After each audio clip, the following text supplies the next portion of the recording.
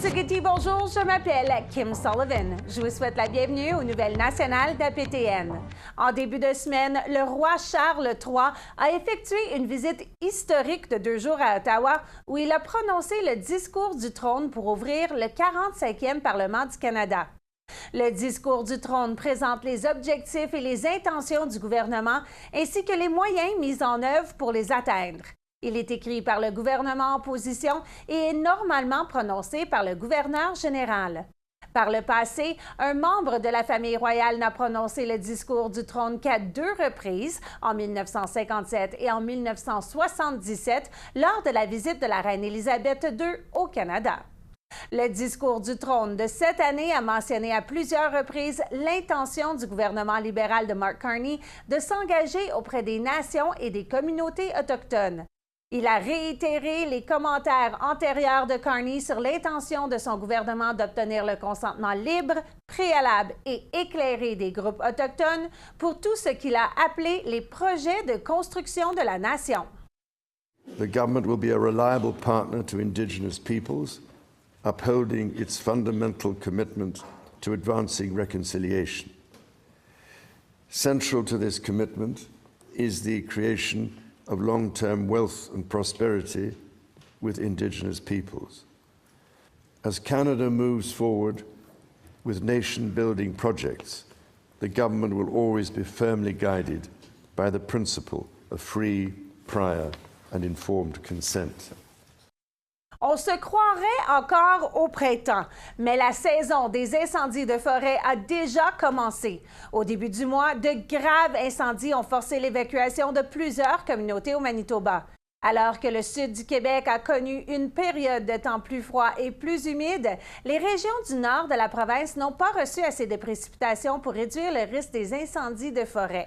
SOPFEU, l'Agence de gestion des incendies de forêt du Québec, classe le risque de feu de forêt dans la Côte-Nord à l'est de cette île comme extrême ou très élevé, ce qui est aussi le cas pour l'île d'Anticosti, la région de Tadoussac à Pessamit jusqu'à Manic-Saint au nord, ainsi que le centre du Saguenay-Lac-Saint-Jean. Le reste de cette région et la majorité de la nation Cri-Diouichi se voient donner un indice de danger d'incendie élevé. C'est aussi le cas pour le bas du Saint-Laurent au sud de Rimouski jusqu'en Gaspésie, le sud de la Mauricie et de l'Abitibi-Témiscamingue. Mercredi dernier, la SOPFEU a interdit les feux en plein air dans et autour des zones forestières. Hydro-Québec a annoncé la tenue d'une réunion avec la communauté de Pessamit par le biais d'une lettre ouverte reconnaissant qu'elle est responsable de la méfiance vécue dans le passé. La lettre a été signée par le PDG d'Hydro-Québec, Michael Sabia, et 3 autres directeurs. Commençant par la déclaration « Hydro-Québec doit améliorer sa relation avec Pessamit », la société a invité les membres de la communauté à une réunion publique lundi dernier pour discuter d'une entente sur le saumon. Hydro-Québec a déclaré que cette entente pourrait représenter un premier pas vers la réconciliation entre la communauté et la société d'État. Les signataires ont souligné que tout accord entre les 2 groupes sur le saumon atlantique n'impliquerait aucune sécession des droits ni du contrôle de la rivière.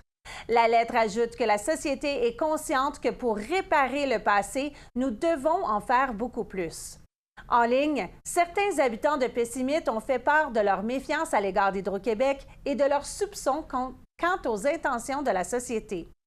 La réunion a eu lieu lundi dernier, mais le chef Simon René et le conseil de bande de la communauté n'ont fait aucune déclaration publique et n'ont pas répondu à la demande de commentaires des Nouvelles nationales. Le chef de la Première Nation de Québec, Lance Heyman, pense que la réconciliation est un beau mot, mais il affirme que les gouvernements fédéral et québécois doivent passer à la réconciliation. Le chef Heyman a tenu une conférence de presse avec ses partisans à Montréal cette semaine pour dénoncer le projet de construction d'une installation de stockage définitif près de la surface pour les déchets radioactifs de faible activité situés à proximité de Chalk River en Ontario. Robbie Purdon présente un reportage de Savannah Craig. They issued a permit to kill. That's what Section 73 permit is. C'est ainsi que le chef Lance Heyman de la Première Nation Kebawak décrit la décision du gouvernement fédéral d'autoriser les laboratoires nucléaires canadiens à déposer 1 million de tonnes de déchets faiblement radioactifs près de Chalk River, sur un site situé à environ 1 km de la rivière des Outaouais. The facility, less than a kilometer from the Ottawa River, remains a serious threat to our lands, our waters, our rights, and to the health of millions of people in Quebec and Ontario. Il y a plus d'1 an, la Première Nation Kebawak a entamé la lutte contre ce projet devant les tribunaux. En février dernier, la Cour fédérale a ordonné à la Commission canadienne de sûreté nucléaire et au Laboratoire nucléaire canadien de consulter la communauté. C'est une question de respect, de justice et des droits fondamentaux. Selon lui, la procédure judiciaire visant à protéger leur territoire ancestral coûtera à la communauté plus d'1 million de dollars. We're a little, Algonquin community in the middle of nowhere, Quebec, who has to, basically find ways and means and raise funds to be able to defend our rights.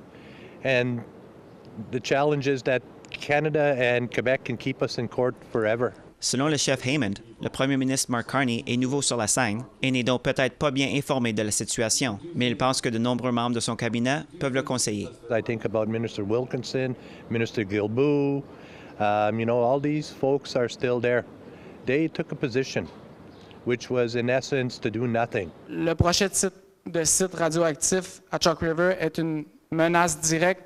Le chef régional de l'Assemblée des Premières Nations du Québec-Labrador, Francis Véropol, affirme que les gouvernements fédéral et québécois doivent prendre position contre cette installation au lieu de se battre avec les Premières Nations devant les tribunaux.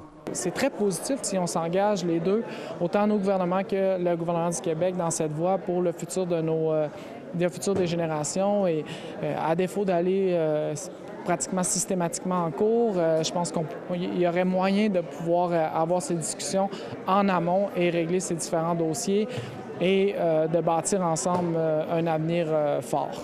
This disposal facility will hold 1 million tons of radioactive waste and persistent chemical toxins like asbestos and lead. Gordon Edwards est le président de la Coalition canadienne pour la responsabilité nucléaire.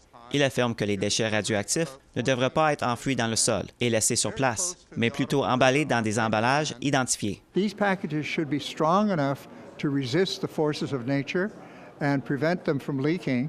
But of course, nothing can resist the force of nature forever.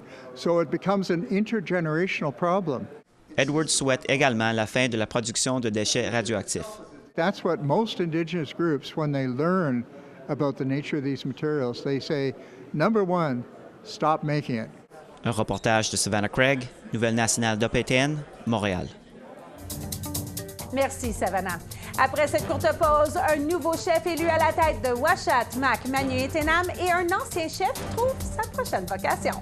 Restez des nôtres.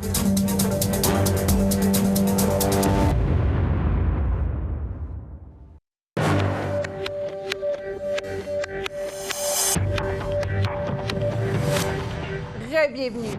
C'est un changement de garde pour la communauté de Uashat-Mac, Manu-Étenam. Un nouveau chef est élu. Jonathan Chétouche s'est vu élire à la tête de Uashat-Mac, Manu-Étenam aux dépens de Mike McKenzie au pouvoir depuis 2013. Pour renforcer l'intégrité du processus électoral, un président indépendant, sans lien contractuel avec le conseil de bande, a été élu et surveillait le dépouillement des votes. De plus, la supervision des urnes et le relevé des résultats a été diffusé en direct sur la chaîne YouTube Inuweb TV. Élu avec une forte majorité, Jonathan Chétouche, conseiller depuis 9 ans et impliqué dans plusieurs organismes, apprécie le vote de confiance et veut amener du changement. Je ne pensais jamais vouloir être chef. Je pensais être conseiller pendant plusieurs années. Puis, au moment que, durant mes 9 années au conseil de bande, j'ai eu de la misère à avoir de l'information. Je me suis dit un jour, je vais devoir prendre la place du chef pour pouvoir améliorer la gouvernance. Peu importe où ce que tu sois dans un parti, que tu sois un conseiller indépendant, tu as le droit d'avoir l'information pour avoir pour prendre des décisions éclairées. C'est ce que je vais mettre en place. L'ancien chef de l'APNQL, Ghislain Picard, a finalement dévoilé son prochain défi. Dans une cérémonie de nomination la semaine dernière à l'École des dirigeantes des Premières Nations, Ghislain Picard a été nommé professeur associé à HEC Montréal. Il assumera également la présidence du comité aviseur de l'EDPN, un institut auquel il a activement contribué au développement et au rayonnement depuis sa création. Le DPN est une école de gestion pour et par les Premières Nations qui offre des formations universitaires qualifiantes de courte durée dans les communautés, en ligne et à Montréal. Picard croit qu'il est important aux institutions d'enseignement de se décoloniser et espère pouvoir motiver la prochaine génération de leaders autochtones. Et pour nous, bon, je pense que le HEC et l'École des Premières Nations, des Premières Nations, a une opportunité vraiment de vraiment asseoir les conditions nécessaires pour que les jeunes, notamment, puissent retrouver une certaine confiance, une plus grande estime d'eux-mêmes et les convaincre finalement qu'ils sont aussi bons, sinon meilleurs que le voisin. Et je pense que ça fait partie aussi, je dirais, des objectifs honorables que nous poursuivons. Le sous-financement et l'accès aux soins de santé sont souvent problématiques pour les communautés autochtones. Un patient en dialyse doit souvent se déplacer ou même déménager afin de recevoir son traitement. Un homme de Kahnawake, ambassadeur de la Marche des Reins 2025, essaie de changer la donne.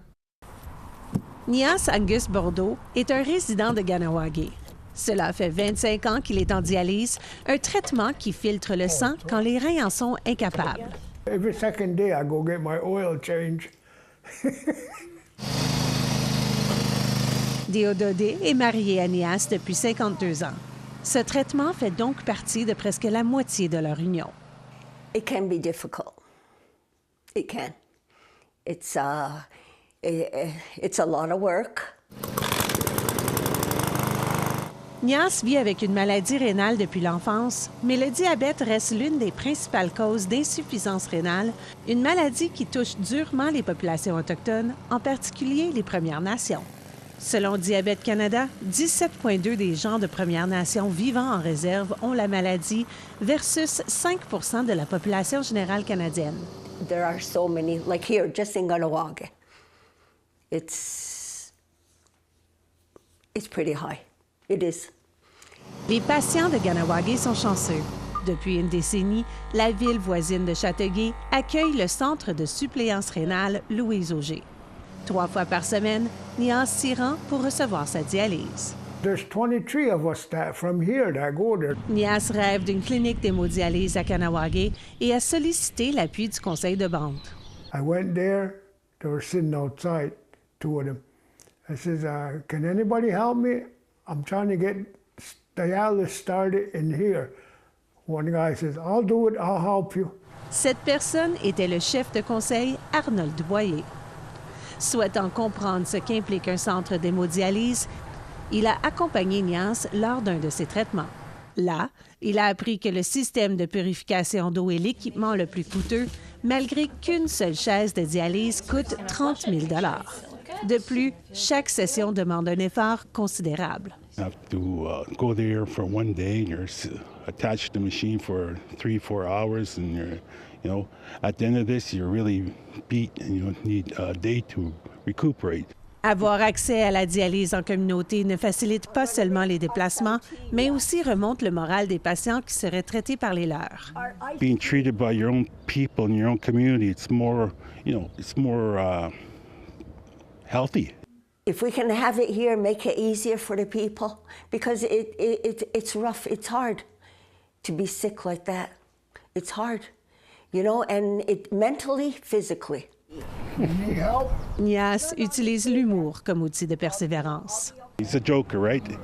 He makes everybody's day over there. He's the head of entertainment at the dialysis department there.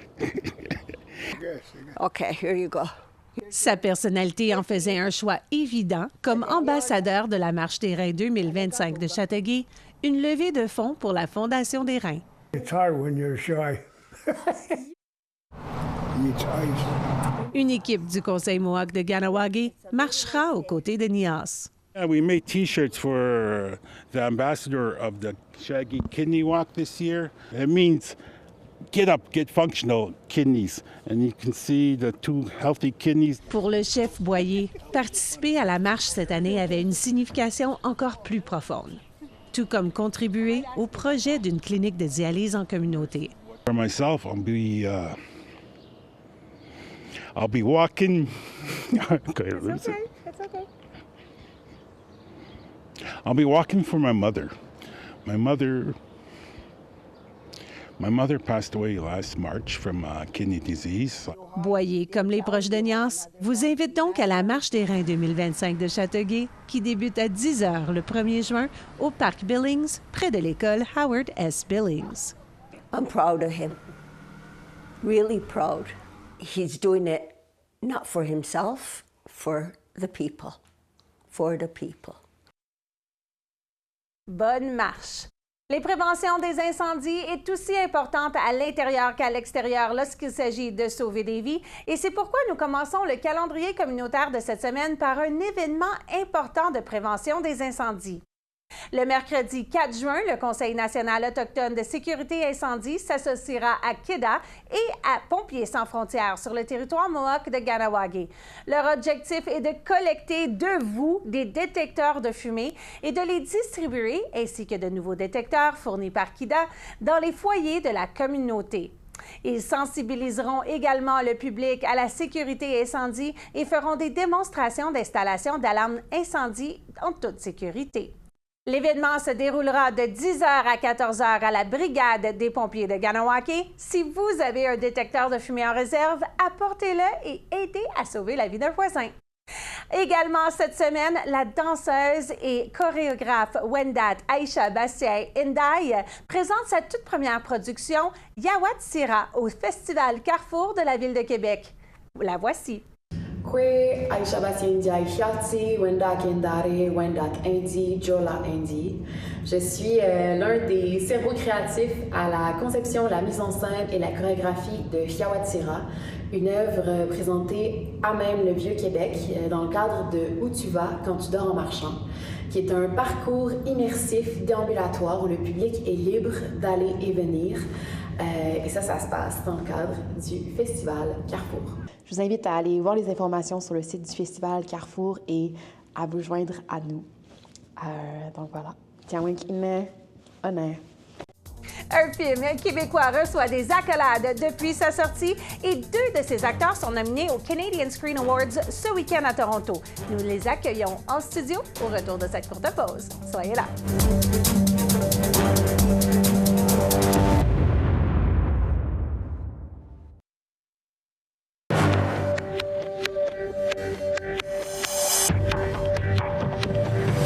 Ouvre ça! Ah ouais!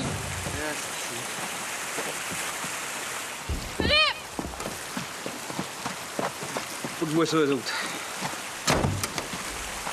Oui, force! Grande main, bouche.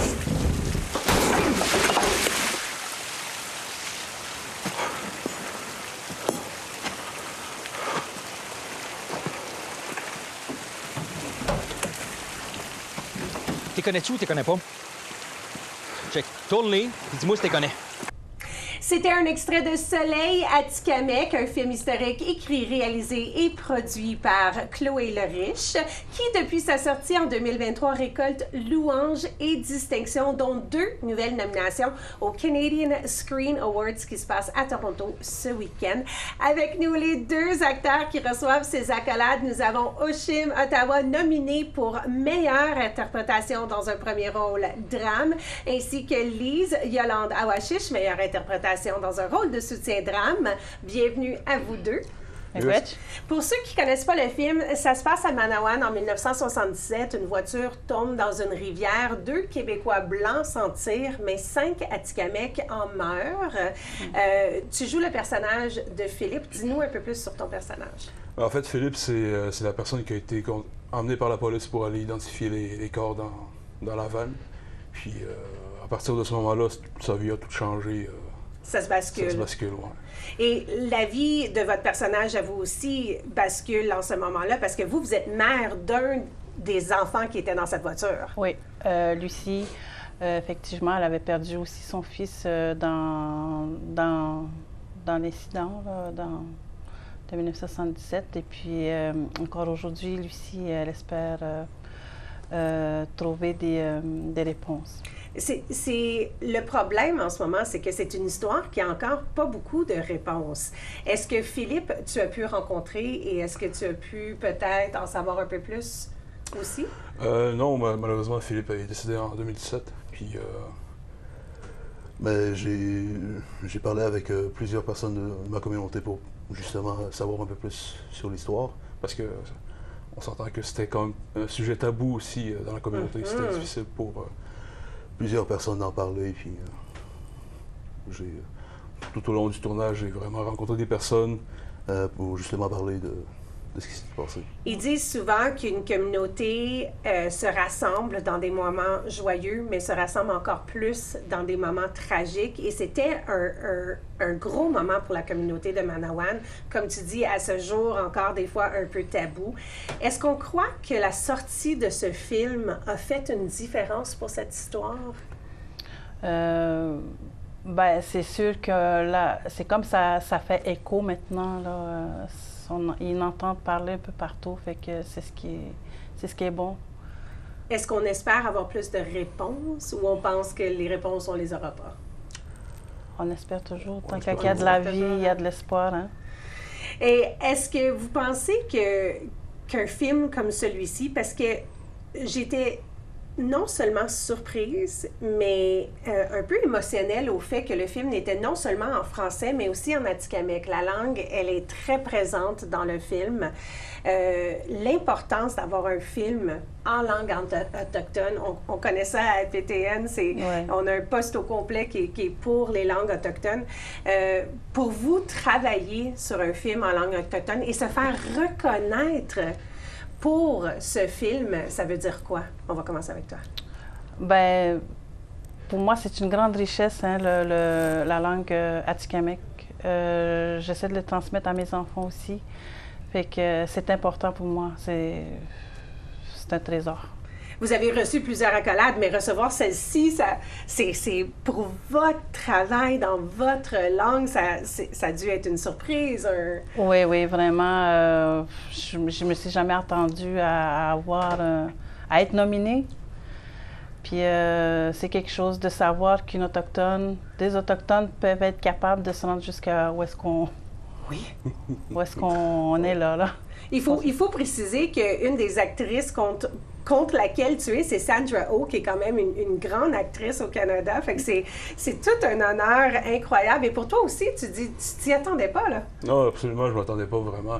La fois où j'ai entendu parler de cette nouvelle-là, j'étais à l'école, puis mon cellulaire sonnait, tout le monde me disait « Félicitations! » De quoi vous parlez?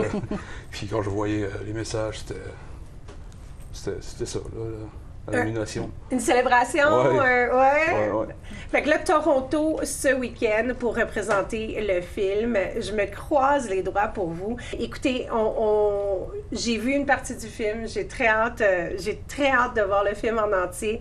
On va suivre votre parcours. On a été à la remise des certificats, vous allez à Toronto, on a bien hâte de savoir qu'est-ce qu'il y en est, qu'est-ce qui va suivre. J'espère que vous allez pouvoir prendre chaque moment avec vous et le vivre intensément. Ouais. Félicitations pour votre rôle. Merci. Félicitations pour ce que vous faites pour votre communauté. Et merci d'être venu à l'émission. Merci à vous de vous être rejoints à nous. Ceci conclut les nouvelles nationales de cette semaine. On se redonne rendez-vous la semaine prochaine à Coupemic.